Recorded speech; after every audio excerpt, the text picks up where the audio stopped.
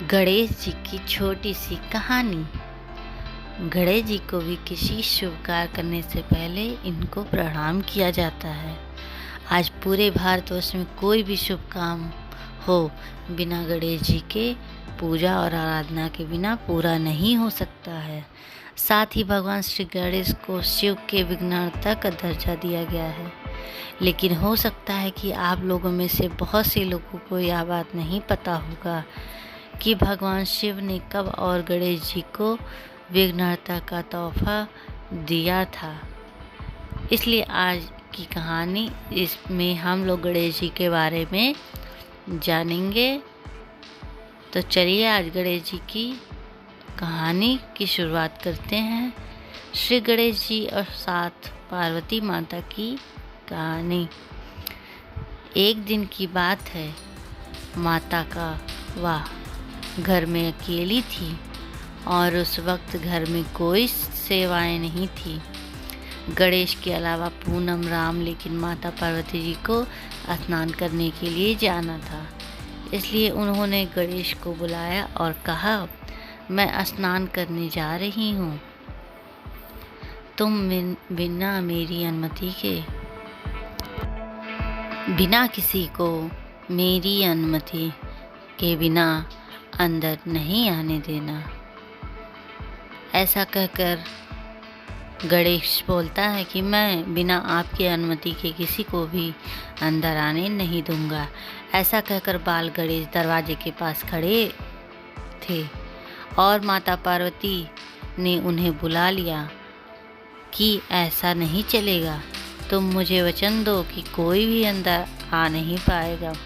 तभी बाल गणेश ने कहा, चलो ठीक है माँ, मैं वचन देता हूँ कि बिना आपकी मर्जी को किसी को भी अंदर आने की अनुमति नहीं दूंगा। उसके बाद भगवान शिव ने अपने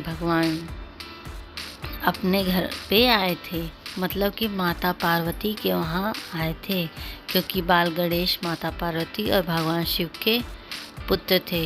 लेकिन इस बात की जानकारी भगवान शिव को नहीं थी।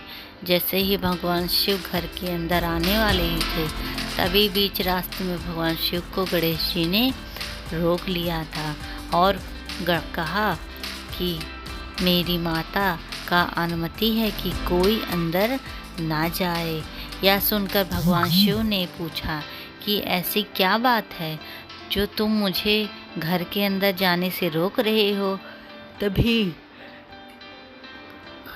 गणेश जी ने कहा कि मेरी माता स्नान कर रही हैं और मुझे वचन देकर गई हैं कि मैं किसी को अंदर जाने ना दूं।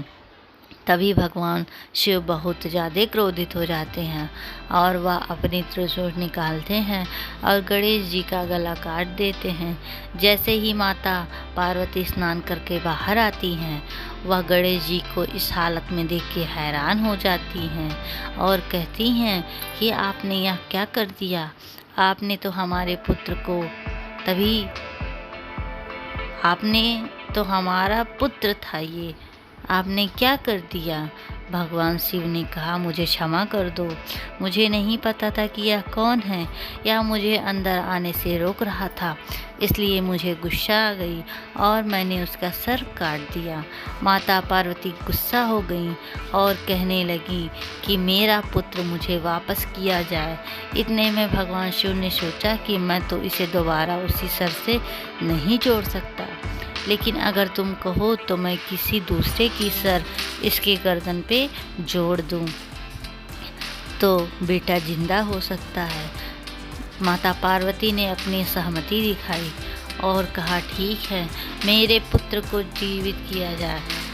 तभी बगल में खड़े नंदी को भगवान शिव ने कहा कि तुम सीधा जंगल में चले जाओ और जंगल में तुम्हें दूसरे जानवर का सर सबसे पहले दिखे तो उस जानवर का सर काट लेना।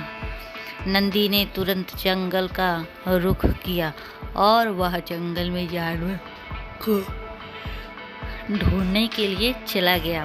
जंगल में जाते जाते नंदी को सबसे पहले हाथी दिखा। उन्होंने हाथी का सिर काट लिया और अपने साथ ले आए।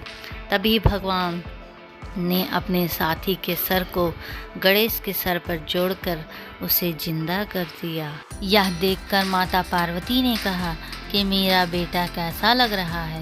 सभी लोग मेरे बेटे को देखकर हंसेंगे और डरेंगे। तभी भगवान शिव ने कहा, तुम व्यर्थ ही चिंता मत करो, मैं इसे जिंदा ही नहीं करूँगा बल्कि जिंदा करके पूरी तरह से वरदान भी दूंगा कि उसकी आने वाली सभी लोग किसी भी शुभ कार्य करने के लिए भगवान श्री गणेश को याद करना अनिवार्य हो जाएगा। तब से लेकर आज तक किसी भी शुभ कार्य करने से पहले भगवान श्री गणेश को संस्मरण किया जाता है। किसी भी शुभ कार्य करने से पहले, चाहे वह शादी हो या किसी प्रकार की नई चीज़ का उपयोग करना हो, भगवान श्री गणेश की पूजा करना अनिवार्य माना जाता है। इसके बिना पूजा अधूरा रहता है। किसी चीज़ के उद्घाटन के लिए भी गणेश जी का पूजा जरूरी माना जाता है।